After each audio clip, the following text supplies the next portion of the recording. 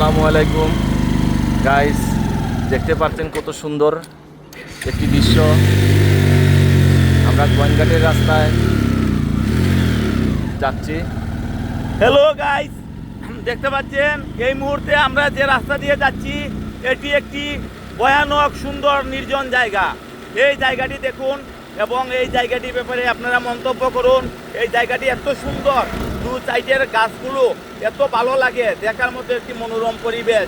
এই পরিবেশে এসে আমাদের অনেক ভালো লেগেছে। আপনাদের কেমন লাগলো ভিডিও কমেন্ট করে আপনারা বলে যাবেন। ধন্যবাদ। এবং এই রাস্তার দুই সাইড দুই পাশ দেখুন ভালো করে।